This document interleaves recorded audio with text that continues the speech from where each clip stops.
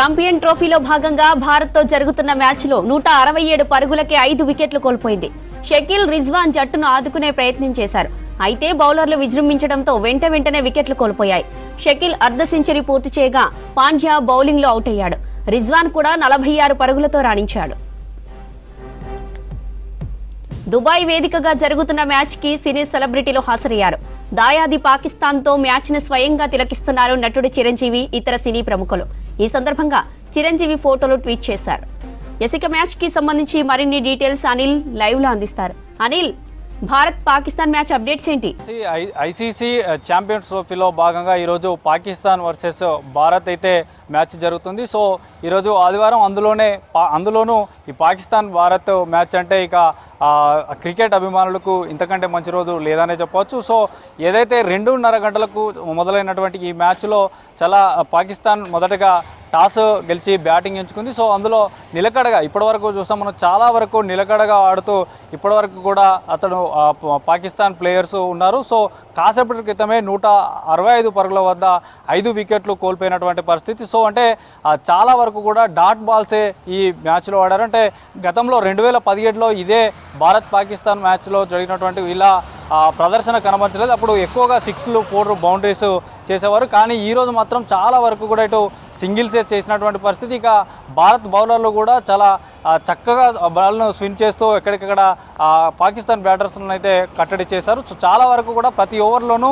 ఎక్కువగా డాట్ బాల్స్తో పాటు ఎక్కువగా సింగిల్సే వచ్చాయి. సో దీంతో పాటు ఇప్పటివరకు అయితే స్కోరు చాలా అంటే 170, 180 ఈ ఇంతే మాత్రమే ఉంది. సో ఇంకొక 10 ఓవర్లోనే 10 ఓవర్లు అంటే 60 బాల్స్లో కూడా దాదాపు 280, 90 వరకు కూడా అంతవరకు కూడా స్కోర్ పోనీయకుండా ఈ భారత్ బౌలర్లు అయితే చాలా కట్టడి చేయాల్సినటువంటి పరిస్థితి ఉంది. ఎందుకంటే ఇప్పుడున్న బ్యాట్స్మెన్లు అంతా హిట్ మ్యాన్లు ఏం కాదు, హిట్ చేసే వరకు లేదు. ఆల్రెడీ ఇప్పటికే బాబర్ అజం కానీ, తర్వాత పాకిస్తాన్ కెప్టెన్ అయినటువంటి రిజ్వాన్ కానీ, తర్వాత షకీల్ ఒక్కడే ఇందులో చాలా అద్భుతమైనటువంటి ప్రదర్శన కనబరిచాడు. సో అతను కూడా అవుట్ అయినటువంటి పరిస్థితి. తర్వాత బాబర్ అజం మొదటగానే అవుట్ అయినటువంటి పరిస్థితి. అటు హార్దిక్ పాండ్యా బౌలింగ్లో అవుట్ అయ్యాడు. తర్వాత అక్షర్ పటేల్ కొట్టినటువంటి రన్అట్లో భాగంగా అటు అవుట్ అయినటువంటి పరిస్థితి. ఇక పూర్తిగా అంటే మరికొద్ది సేపట్లో మాత్రం ఈ 10 ఓవర్లలో కూడా పూర్తి కాకుండానే ఈ వీరందరినీ కూడా ఆల్అవుట్ చేస్తే కొంత స్కోర్ తగ్గేటువంటి అవకాశం ఉంటుంది. సో ఒకసారి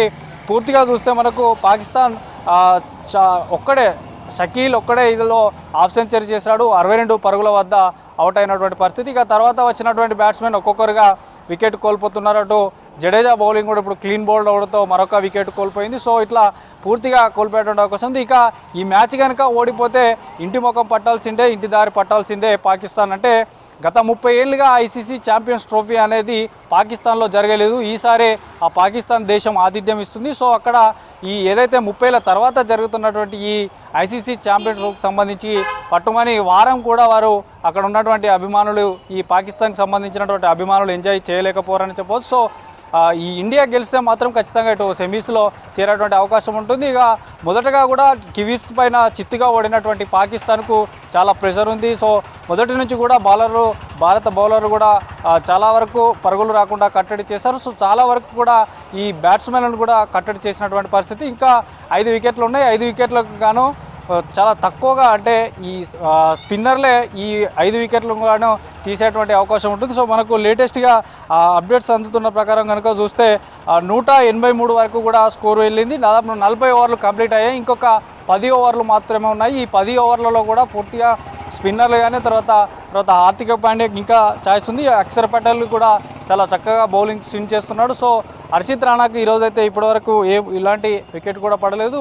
దాదాపు కుల్దీప్ యాదవ్ కూడా ఇప్పటివరకు 6 ఓవర్ వేస్తుండే 5 ఓవర్లు వేసి చాలా తక్కువ రన్స్ ఇచ్చాడు. 1 వికెట్ కూడా తీసుకోలేకపోయాడు. సో ఈ 10 ఓవర్లు మాత్రం చాలా కీలకంగా మారున్నాయి. ఖచ్చితంగా 280, 90 వరకు కూడా స్కోర్ చేసేటువంటి అవకాశం ఉంది. తర్వాత ఈ స్కోర్ను కూడా చేజింగ్ చేయడంలో మాత్రం భారత ఆటగాళ్ళు కూడా చాలా చక్కగా ఆడాల్సి ఉంటుంది. ఎందుకంటే మొదటగా ఓపెనర్లే కానీ, తర్వాత ఫస్ట్ డౌన్, సెకండ్ డౌన్ కానీ అవుట్ అయిన పరిస్థితిలో మిడిల్ ఆర్డర్స్ పైన ఎక్కువగా ప్రెషర్ ఉండే అవకాశం ఉంటుంది. అప్పుడు కూడా ఆ పాకిస్తాన్ బౌలర్లకు సంబంధించి కూడా వారు కూడా ప్రెషర్ తెచ్చేటువంటి అవకాశం ఉంటుంది. కాబట్టి ఒక 280-90 వరకే ఈ స్కోర్ను కట్టడి చేయాల్సిన అవకాశం ఉంది. సో మరికొద్ది అంటే ఈ 10 ఓవర్లు ముగిసిన తర్వాత స్కోర్ను బట్టి ఈ చేజింగ్ అనేటువంటి అప్డేట్స్ కూడా మరిన్ని విషయాలు తెలిసే అవకాశం ఉంది జ్యోతి.